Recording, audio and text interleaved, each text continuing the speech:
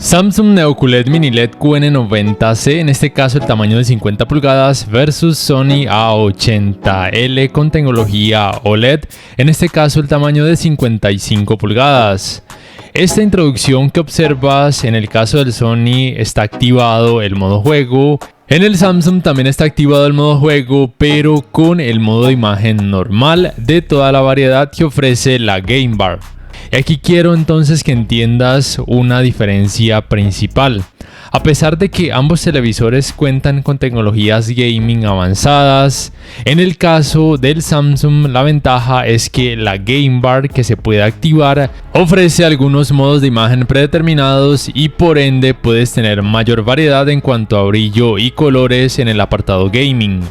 En cuanto al Sony, el problema es que el modo juego solamente es uno. Si quisieras cambiar algo en cuanto a calidad gráfica, tendrías que modificar cada parámetro uno por uno en cuanto a brillo, color, contraste, entre otros. Por esa razón observas este contenido con mucha diferencia en cuanto a brillo y en cuanto a colores. Además, el Sony con el modo juego activado tiende a disminuir un poco la cantidad de brillo y también un poco la saturación de color. También quiero decirte que, como pudiste notar, en el Sony puede cambiar a otro modo de imagen, pero en este caso es porque tengo un splitter HDMI conectado. Pero al conectar directamente, por ejemplo, la Play 5 o la Xbox Series X, solamente se puede activar el modo juego, el cual es el que permite los menores y por ende mejores tiempos de input lag. En el Samsung también el modo juego es el que permite los mejores tiempos de input lag, pero recuerda que esta Game Bar le permite mayor variedad en cuanto a modos de imagen.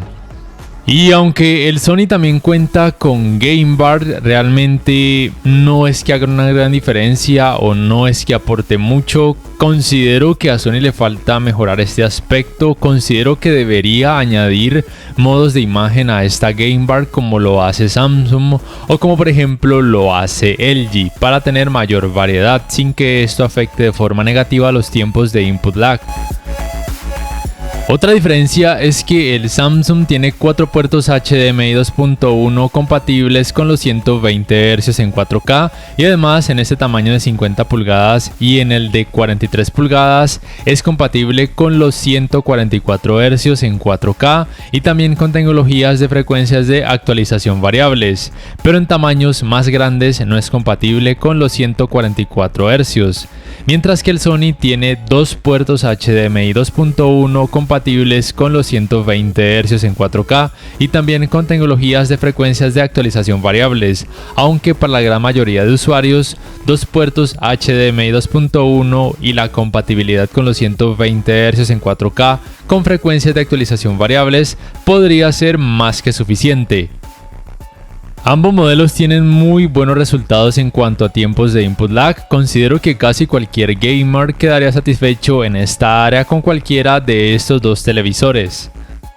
El rendimiento gaming general en ambos televisores es muy bueno, es de lo mejor que puedes adquirir hoy en día.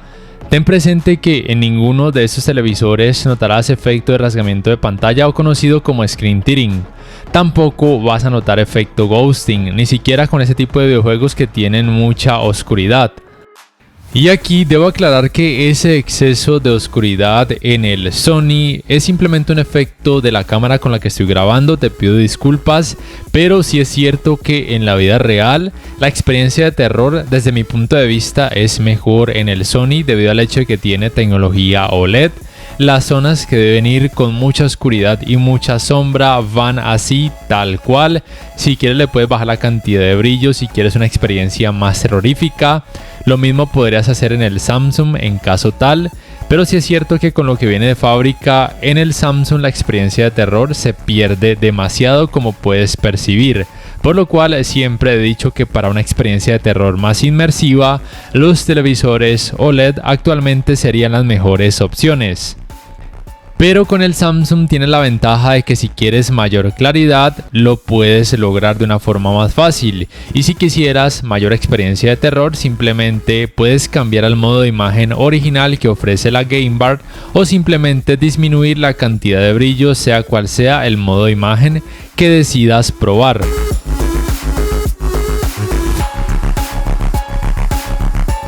En cuanto a la calidad gráfica general, con otros modos de imagen, el Sony muestra mejores resultados en comparación al modo juego. Se pueden percibir colores más vivos. Debes saber además que las tecnologías de alto rango dinámico HDR10 o HLG en el Sony se pueden añadir o quitar de forma manual si así lo quisieras, como te estoy mostrando en este momento, mientras que en el Samsung solamente se activan o se desactivan de forma automática cuando el televisor detecte que el contenido tiene algún tipo de tecnología de alto rango dinámico, y las desactivaría cuando quites ese contenido. Pero bueno, como te venía diciendo, el Sony en cuanto a colores con otros modos de imagen hace un mejor trabajo. Cuenta además con esta función de color vivo, la cual puedes modificar en caso de que quieras precisamente colores más vivos o un poco más saturados. Pero el Samsung, sea como sea, sigue mostrando colores más saturados, probablemente debido a la tecnología Quantum Dots. Mientras que la tecnología de color del Sony sería Triluminos Pro. En cuanto a cantidades de brillo, el Samsung aquí es un claro ganador, aunque para personas que no sean exigentes en cuanto a cantidades de brillo y que vayan a utilizar el televisor especialmente en una habitación con poca iluminación, con el Sony será más que suficiente. La experiencia de alto rango dinámico en ambos televisores es muy buena en el sentido de que el nivel de detalles es muy bueno, la experiencia luce realista y el realce de los colores es también muy bueno. Pero sí debo añadir que en cuanto a nivel de detalles, el Samsung en la mayoría de ocasiones muestra un poco de mejores resultados. No obstante, en el Sony también se pueden percibir muy buenos detalles, pero vuelvo y repito, son un poco mejores por parte del Samsung. También es bueno que sepas que el Sony es compatible con la tecnología de alto rango dinámico Dolby Vision. Esta tecnología solamente se activa o se desactiva de forma automática. Realmente no hace una gran diferencia cuando observas contenido de este tipo. Actualmente considero que Dolby Vision es más bien un nombre bonito o un nombre atractivo. Y considero que HDR10 tiene prácticamente nada que envidiarle al Dolby Vision. La principal diferencia aquí, considero yo, es que el Sony incrementa la saturación de color con el Dolby Vision, pero el nivel de detalles sigue siendo mejor por parte del Samsung, a pesar de que en este caso la tecnología que se activaría sería HDR10. Por otro lado, el Samsung es compatible con HDR10+, que sería la competencia directa de Dolby Vision, dado que ambas tecnologías cuentan con metadatos dinámicos. Y en este caso la tecnología que se activaría en el Sony sería HDR10. También en algunos casos hay mayor saturación de color por parte del Sony, pero el nivel de detalles sigue siendo mejor en el Samsung.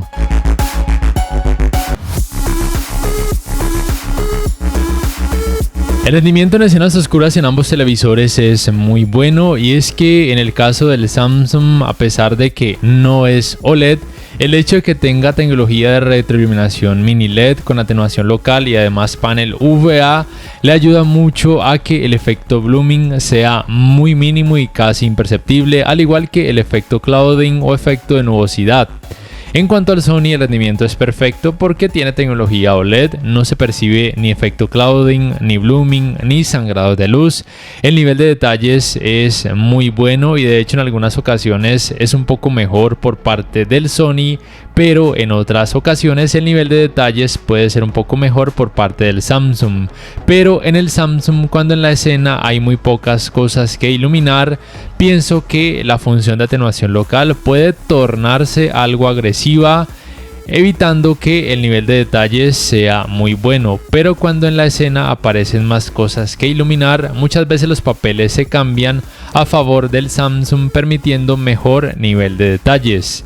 Mientras que en el Sony a veces el nivel de detalles decrece un poco, aunque no me parece que sea algo terrible.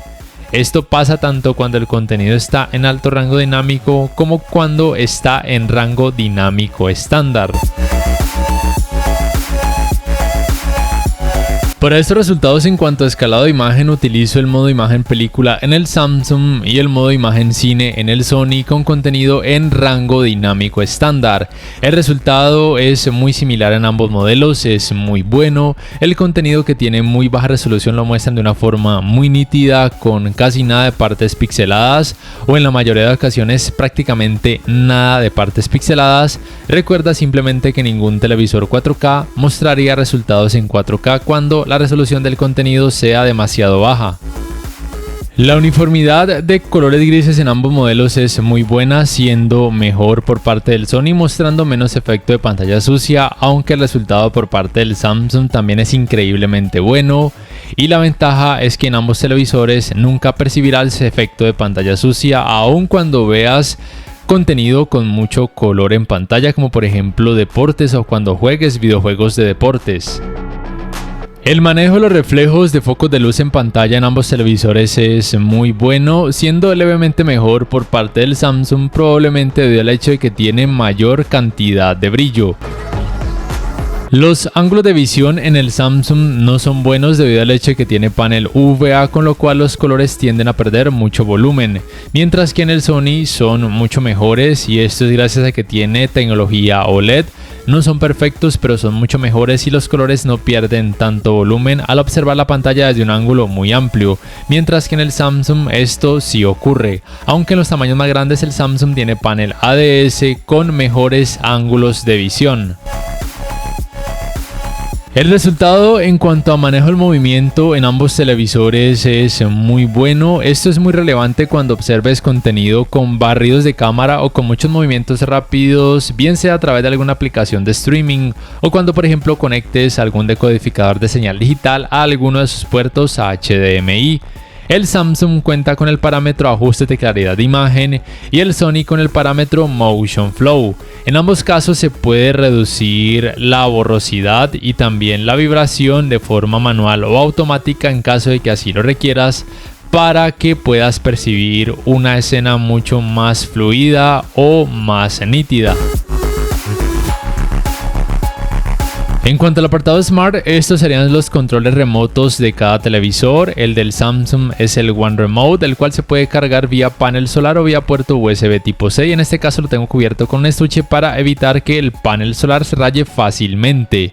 La ergonomía del control remoto del Sony no está para nada mal, de hecho es mucho mejor en comparación a los controles gigantescos que tenían hace 2 años atrás.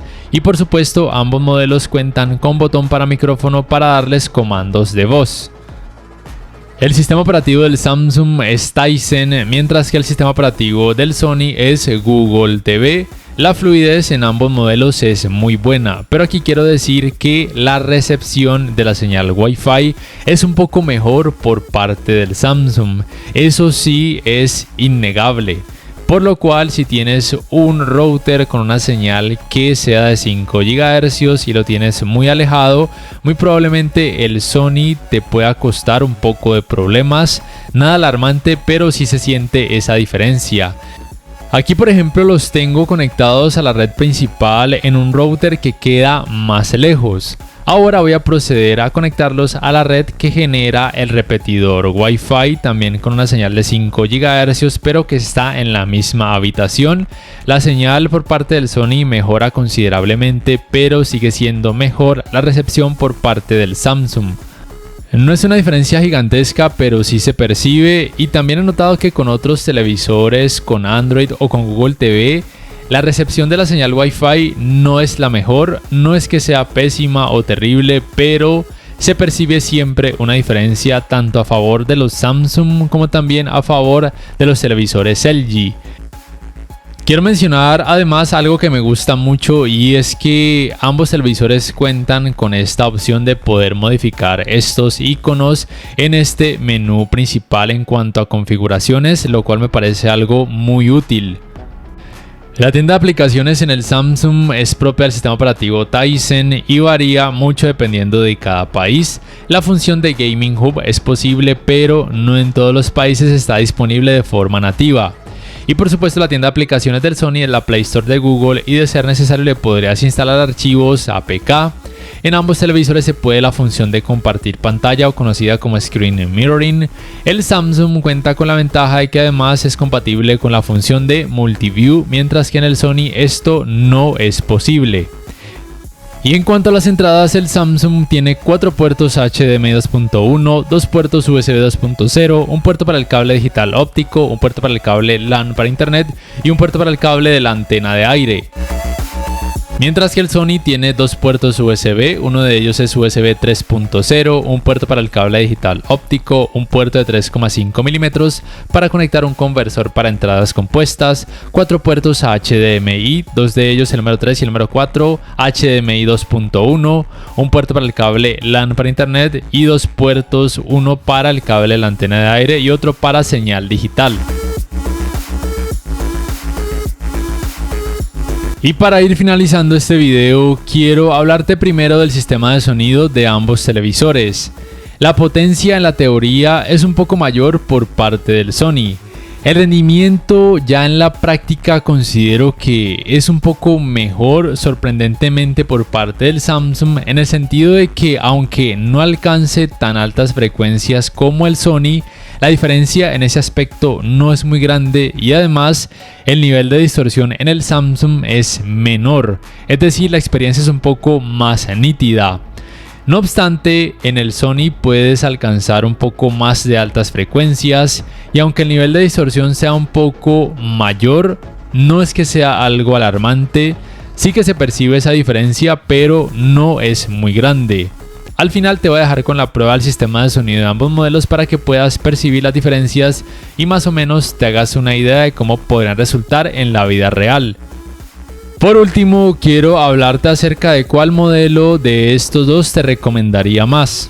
El problema por parte del Sony es que en la mayoría de países, incluyendo aquí en Colombia, se comercializa con un precio demasiado elevado, cuesta casi lo mismo o de hecho en los últimos meses cuesta un poco más en comparación, por ejemplo, al LG OLED C3, siendo este LG mejor en muchas cosas. Además, este Samsung se consigue prácticamente a mitad de precio en este tamaño de 50 pulgadas y si decidieras irte por ejemplo por el QN90C de 55 pulgadas, aún así lo encontrarías mucho más económico en comparación al Sony. El problema con el Samsung es que en tamaños más grandes se consigue con panel ADS con un rendimiento en escenas oscuras probablemente un poco peor en comparación a esta versión con panel VA y también muy probablemente con un poco menos de brillo. Entonces, si te gusta mucho Sony y tienes el dinero, adelante, vete por este A80L. Pero si tienes el dinero y quieres algo mejor, vete por el LG OLED C3. O si quieres algo muy bueno, prácticamente mucho más económico, aunque no sea OLED, vete por el QN90C. Simplemente recuerda que 50 y 43 pulgadas tendrían panel VA y el resto de tamaños panel ADS. No siendo más, por favor, déjame saber en la caja de comentarios cuál modelo te gustó más o cuál comprarías y por qué. Y si este video te ha gustado, te invito a que por favor le des clic al botón like, que te suscribas a mi canal si aún no lo haces, que si puedes adquieras una membresía del canal para que accedas a beneficios extra. Además, de esa forma me apoyarías y que actives la campanita de notificaciones para que puedas saber al instante cada vez que subo un nuevo video. Me despido y hasta la próxima.